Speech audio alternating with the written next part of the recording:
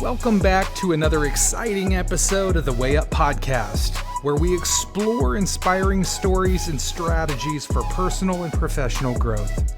I'm your host, Geoff Knoll, and today we have a very special guest joining us. I'm thrilled to introduce you to the extraordinary educator and parenting coach, Mother Gopi Gita. Gopi Gita's wisdom and expertise have recently been captured in her highly acclaimed book, Leadership Parenting, which has soared to the top of Amazon's bestseller list. This groundbreaking guide provides practical insights and actionable advice for parents who are seeking to cultivate leadership skills and self-confidence in their children.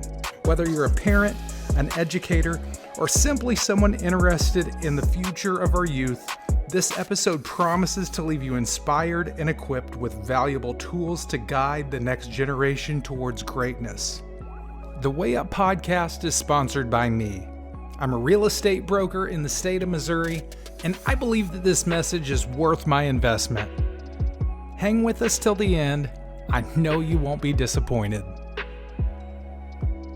Hey, I'm here with my new friend, Gopi Gita Schumacher. And she is going to tell us about some exciting stuff that she's been working on. How are you doing? Hi, Geoff. So nice to meet you, to talk to you, to connect with you. I'm doing very well. Thank you. Awesome. So tell us a little bit about yourself, where you're from, where you currently live, and some of the exciting stuff that you're working on. Excellent. I'm here in Dallas. I live in Dallas, Texas, and have been here for almost 20 years now, which is a weird thing to experience and even say out loud because my entire childhood I traveled around the United States. I was born in Chicago, lived in Detroit, Los Angeles, Maryland, basically East Coast, You've West been Coast, everywhere. South. I've been everywhere. And so when someone asks me, where are you from? I think I stayed in California the most of my childhood. So I consider myself a Californian. But now, I've been in Texas for quite a few decades. So yeah. Yeah, that's awesome. So what do you do? Are you a teacher or a principal? Tell me a little bit about what you do. Yes, I'm the vice principal of a private school in Dallas, and I'm a part of the Bhakti community, which is an international community. As you can see, my heritage is Indian, from India. My parents are from India. And the Bhakti community is a specific philosophy and lifestyle from ancient India in, parenting and raising a family and just living. So we have a vibrant community here in Dallas, and I'm the vice principal of the school associated with that community. I'm also a teacher, teacher at heart. I've always been a teacher, so I teach parents, children, and adults. Yeah. So you're also an author. You wrote a book, Leadership Parenting. Is that correct? Yes. Leadership Parenting, Empower Your Child's Social Success. It's an Amazon bestseller. And yeah, a lot of copies are being sold every week, every month. We do leadership parenting coaching online and courses online. And that's been the most exciting part of my life's journey after COVID. So tell us a little bit about that book. What brought you to there? So COVID, being the vice principal of a school, I'm also the minister of education for an international society, and I'm the North American rep, which means that I guide and oversee 72 schools in North America, in the United States. And what we were seeing was a real influx of social dysfunction.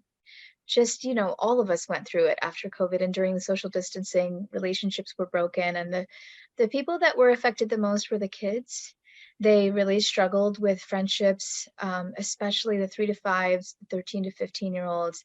They're going through a similar psychological a period in their lives of almost like a pendulum, where suddenly they love their friends, and then a few days later they're feeling rejected and lost and broken and hating them. And on the playground we heard we're never going to invite you to my birthday party. And that social distancing for 2+ years really affected our children.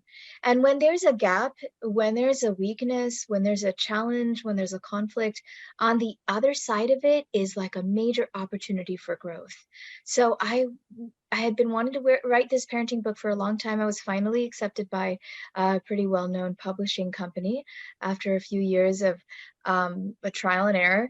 And what I found was on the other side of social dysfunction is leadership. If you can work through the challenges that a child faces in interacting with others, they can propel themselves, they can jump forward into high productivity interactions with the people in their spaces, their friends or their colleagues or their teammates, or yeah, that's what I found. And this process I wrote, I've written the whole process in my book on how to get there, how anybody can get there. I haven't read the book. I'm going to get it, but when I saw the title of it, Leadership Parenting, and I read just a little bit about it, I was like, oh my goodness. I think I need this, because you talk about, and your website's fantastic, by the way. Very, very well done. But I was looking through your information on it. I was like, man, I need this. I have a 14-year-old, and we go through a lot of struggles, from attitude. And I'm not going to say he's a bad kid. A lot of 14-year-old kids are frustrating sometimes, that's fairly normal, but I don't want to just accept the common answer of this is a phase, and just buckle on, hold on till they're 23 or 25. I don't want that. I feel like there's a shortcut. I feel like if we can get to the root of the problem, we will have better, more solid communication between us, and that will propel him to be successful. Because I feel like that's the goal of any parent, is you want your children to be successful, and you want them to be able to avoid making the same mistakes that you made. That's, at least for me. I can only speak for myself, but I desperately want my son to not make the same mistakes that I've made, and, go around with negative attitudes and things that just keep you from being successful. Oh, I love it. I love what I'm hearing. You're feeling frustrated with the usual teenage angst. They say it's the terrible twos and then it's the terrible 12s, or it's like you are not okay to just accept that. You don't want to be run of the mill. You yourself have a desire for deep success. And because of that, and because of your deep love for your child, for your, teenage boy, you want him to be empowered with that as well. And it sounds also to me like you don't want to waste time and just buckle down and accept total disconnect for the next 10 years. You want to figure out the cause of that disconnect and figure out how to turn it around. Yeah. So from your book, it sounds like you have some techniques, you have some ideas in there that may direct people on how to come to a solution for this. Is that accurate? Yes, absolutely. So the Bhakti spaces, so the Bhakti philosophy is a philosophy from ancient India, from the region of Gaudadesh, the philosophy that I present in my book, which is a region of kings and queens, and how they navigated their relationship spaces, their productivity spaces. There are 3 core needs identified for a human being, and leadership parenting presents that for parents and children. We've also got, education, educator coaching, where we coach teachers, and we also have leadership coaching, where we coach leaders in using similar techniques to fulfill these 3 core needs. Do you want to hear about the core needs? Yeah, please. So it's similar, but not as extensive. It's more extensive, I want to say, than Maslow's hierarchy, Erik Erikson's philosophy, the 1950s to 1970s. A lot of similar philosophies came about. And the 3 core needs are the need of sambandha, which is called the need of connection and belonging. I matter, I am seen, I know who I am, I know that in my relationships that I matter. And so it's twofold. It's the sambandha internal space the internal space of belonging and connection, and the external space of belonging and connection with my friendships, with my family members, coworkers, teammates, And so we work on strategies to fortify that space for children. Once that space, the socio-emotional health, as Maslow would call it, once that the sociological needs are met, then you move into the next level need, which is called abhideya, the needs of free will and agency. Those needs manifest in kids like, when a kid is like 4 and they really, really want to be the one to put their shoes on. And if you go and help them, they like push you away. No, no, no, I can do it. It's similar for teenagers. They go through in adolescence, they go through a similar kind of guide, Like similar. fighting for their independence or something. Yeah, just Yeah. stronger because they're bigger and older now. And Right. so that need of free will and agency is really what comes out very strong in adolescence. And that I can make my decisions, I can make my choices, I know what I need, I know what I want, and I'm going to go make them even if I make mistakes. Then that leads to the next level. And, in Maslow's hierarchy it's equated to, slightly different, but equated to the need of esteem. And the last need is the need of achievement, accomplishment, completion, satisfaction. So if abhideya, the free will agency need, is like, I can do it, the final need of prayojana is, I did it. Wow, I did it, and I'm satisfied, and I'm complete, and I accomplished. When these 3 needs are harmonized in a human being, in a child, then they can start looking at how to intrinsically, energetically help solve the needs of others. And their purpose arises, their absorption arises, and they drop into natural empathy, where they can start, oh, okay, I know how to satisfy my needs. Let me help someone else. And what is known as win-win. And then from there, win-win is like, I will take care of you, you take care of me. Let's in Stephen Covey's language. And then even a level beyond that is collaboration, working towards a common goal, and stepping into leadership.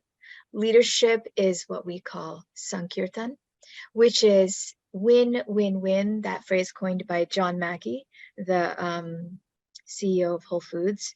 Whereas I'm going to take care of you, you're going to take care of me, and together we're going to take care of and serve, really, our community.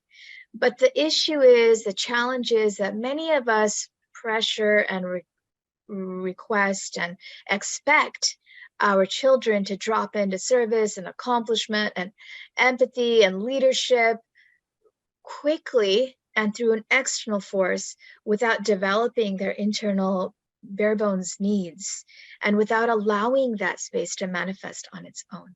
And so, my book and my courses online, my coaching work, I work with parents to manifest these spaces naturally and organically, while really understanding what the child needs. So what would somebody do to manifest that organically? So there's strategies in the book. There's 11 strategies, and there's even more in the coaching programs. I have a level 1 3-month course that goes through it systematically. The very first, most important strategy is empathic listening. And I have a real concise, super easy way to apply communication, empathic communication. But yeah, there's empathic communication. There's the love boost is another strategy. Boundary setting is another strategy. And as you work through these stages and move up through these stages, it's like a 2 to 4 years, 3 to 5 year process of jumping directly into leadership. And depending on where you're at with your own emotional development and your own needs being met. But as you work on this, what happens is that, and that's why it's called leadership parenting, the children are guiding the parents, and the parents are guiding the children. And it's this beautiful, harmonious relationship where you see that your child has been brought to you to help you propel you into your next stage of growth. And through working with them, dealing with the obstacles and the conflict, you grow and they grow, and both drop into optimal success together. I love that. I love that. That Yeah, is beautiful. I yeah. I so desperately want to have just smooth communication and like Mm. peace in my home. My my son has always been such a sweet kid. And if you ask anybody else, he is. He's a sweet kid. He'll do anything for anybody, but everybody, if you're going to be awful with somebody, it's going to be to the people that you're closest to. Most Well-being. often, Yeah. we get to see the worst sides of each other in our own home, which is Mm. sad, but Yeah. it is a reality.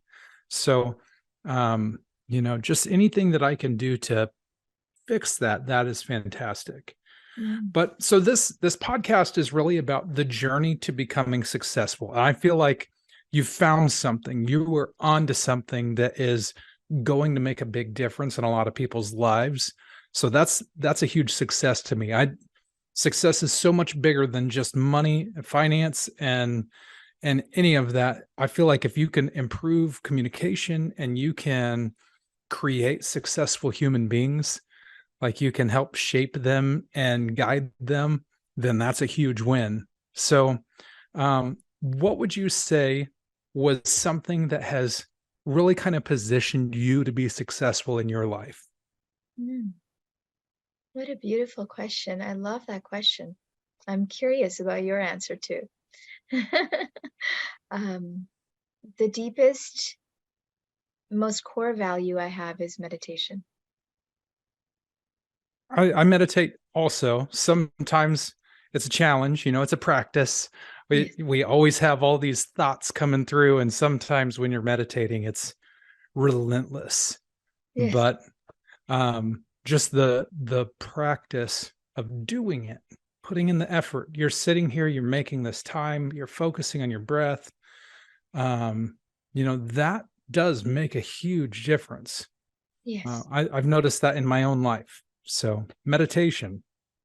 Yes. Meditation. I follow a specific type of meditation called mantra meditation. I don't know if you're familiar with mantras. I mean, where And you just say a mantra, or you have it where you're saying it in your mind. yes, you can say it in your Okay, yeah, mind, you can sure. say it out loud, you can sing it. And there's what we call in the Bhakti path the Maha Mantra, which is the best mantra of all times. There's a lot of mantras out there, and this has three specific words: Hare, Krishna, and Rama. And these words signify your connection, belonging, your free will and agency, and your achievement and accomplishments. And they also, there's, a lot more in-depth explanation of each of the words. Basically, they step you into being so deeply connected with source. Some can call it God. There's so many names for God. I'm a very spiritual person. I believe in the universe, the source, connecting to that place of total success and borrowing and aligning ourselves with what we're meant to do on this planet. And when I spend, I was raised in a temple, raised in a bhakti environment, and I have been meditating for 2 hours since I was 14, every single day. And when I meditate, I find that everything that I need to serve in all the different spaces I serve just becomes easy. Because when you're caring for your emotional self, you're no longer stuck. When you're caring for your spiritual self, you're not feeling the tension and the stress of the thousands of lists of things that you need to do. And Geoff, through leadership parenting, you identify what's broken in your heart from your childhood and from your experiences and the rejection and pain you may have faced. And that's what comes out in your interactions with your son in the teenage years.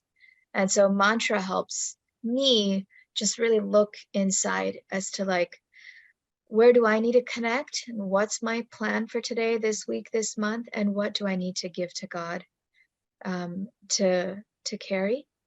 And then yeah, things just kind of flow like how you found me. Like, wow. Yeah.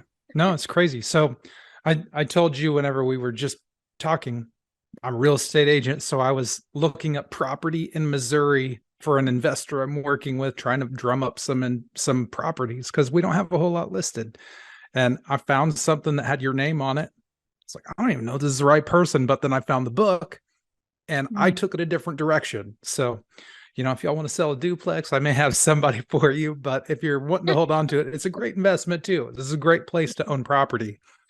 Awesome. But that's a different conversation that I'm not really concerned with in this moment. But Yeah. I can't hardly get over the fact you meditate for 2 hours a day. I struggle sometimes with 10 minutes, Yeah. like for real. So I got to step my game up.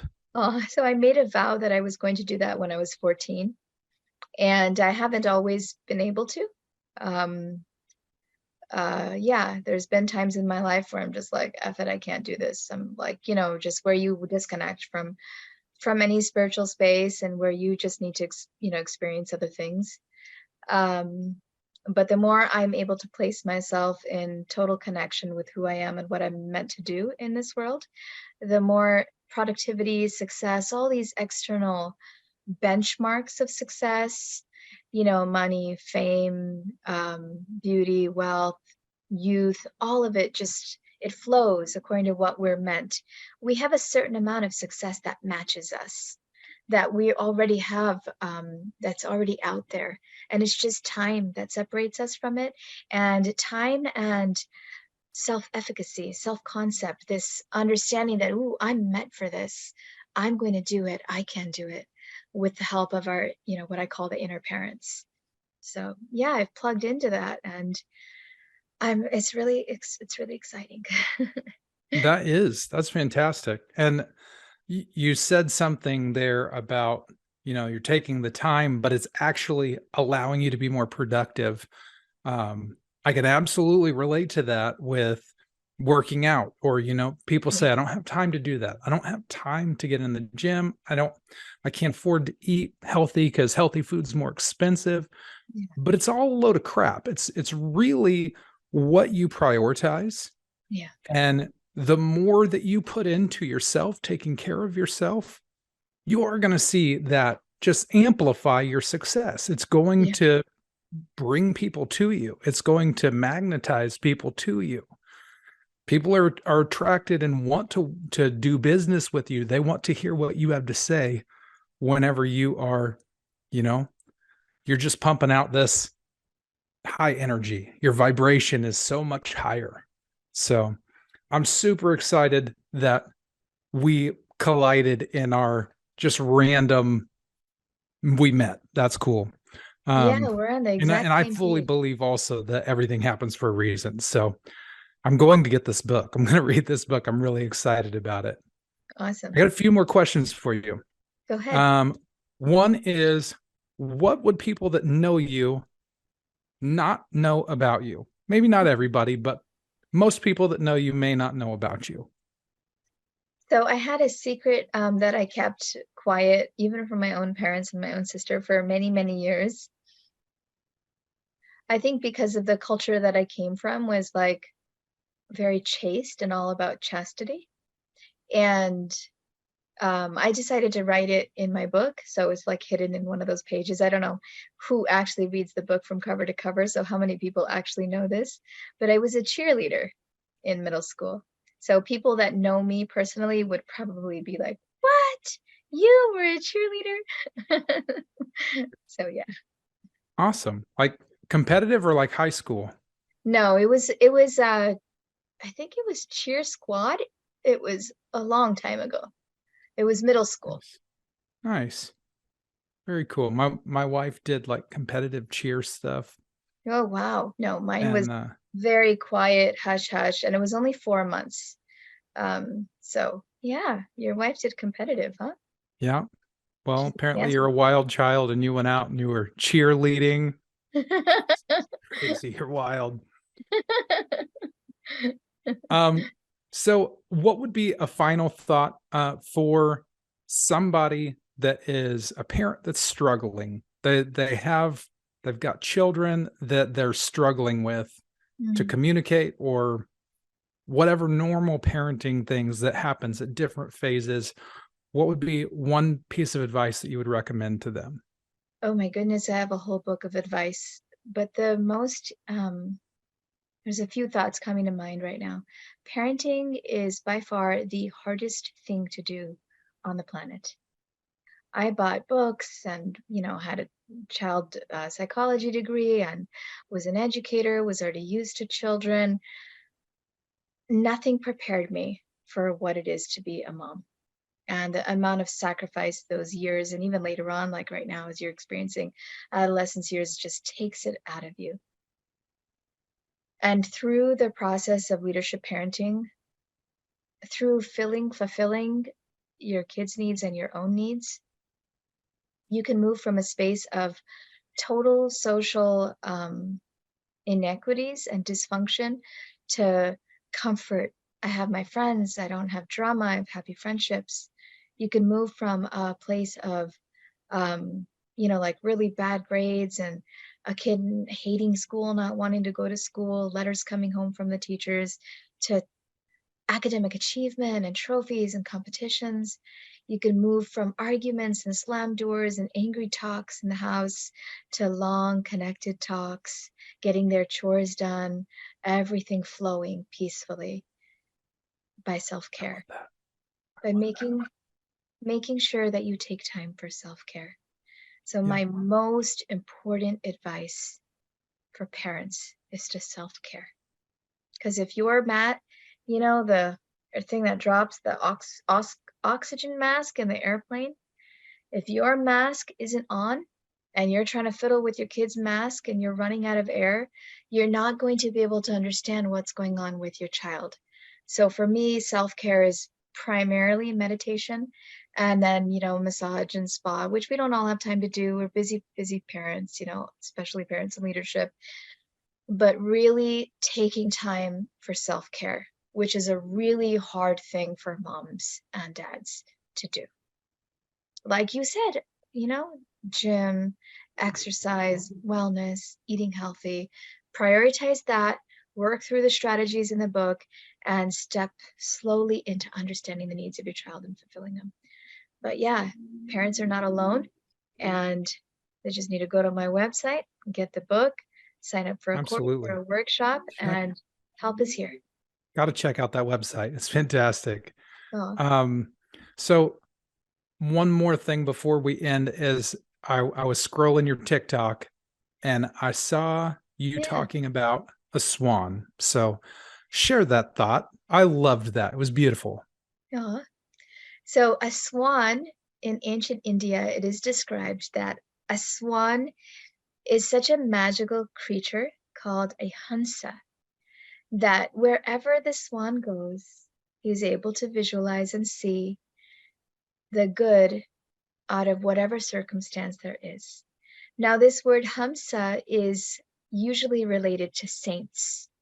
Paramahansa is a swan-like saint. And they say crows, on the other hand, always like to pick at dirt. Even if they're in a beautiful space, they will find the dirt. And a swan is the opposite. The swan has the ability, if you give them a liquid mixed with milk and water, that they're able to extract the milk from that liquid. Similarly, this is my logo, this is my primary philosophy, that no matter what challenges you may face, no matter what obstacles, what scenarios, the mind always wants to dig in, and my kids call it spiral and magnify, make a mountain out of a molehill, the negative circumstance.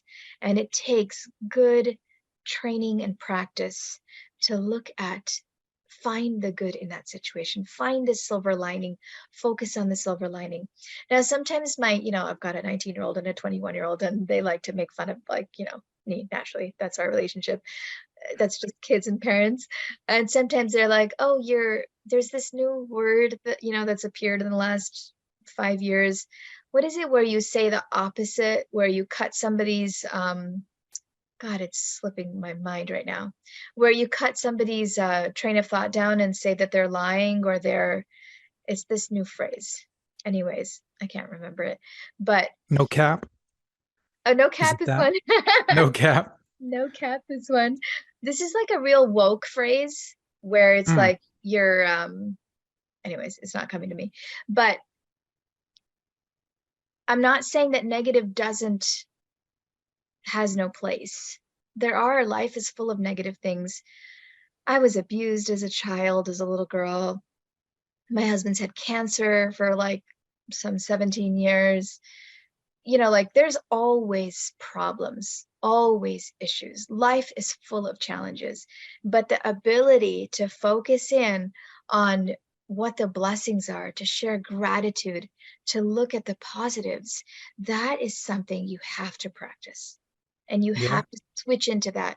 And where energy goes, that's where things become so much bigger.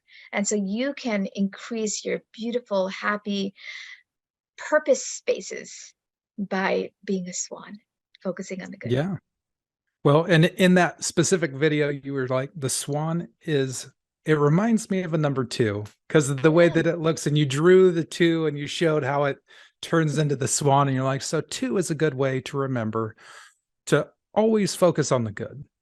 And specifically Tuesdays, if everybody had a reminder of every time it was 2 o'clock, you know what? I'm going to look for something positive. It's Tuesday. I'm going to look for something positive. I'm going to look for opportunities to be good to people, to just see the good in them, because everybody, even real butthole people that most people don't like, there's something good about them. So I loved that. I thought that was fantastic. I took that away from just a short little thing that you taught your students that I thought was really cool. So thank Aw, you. Thank Geoff, you. I Thank you love your so take. much. I so love your take on that, that every time you see a two, every time you think of a two, yeah, I did that on Tuesday last year. Two, two, two, two, two. Yep, it was. It was 2 2 2 2 2. You're like, was with the kids in the With my classroom. students, yeah, with my little ones.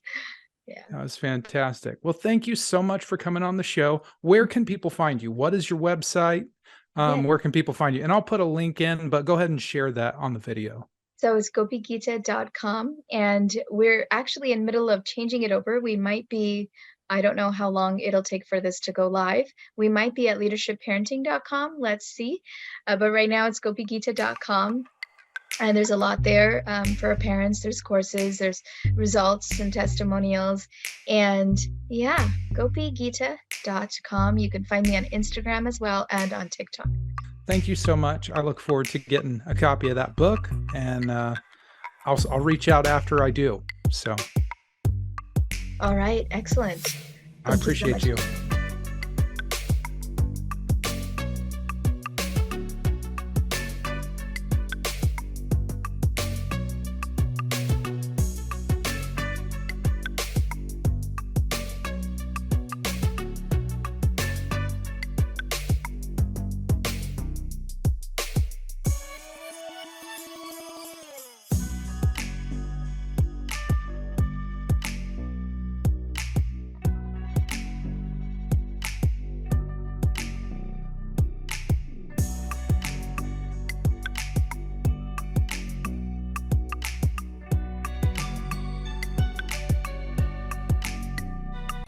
Yeah, boy.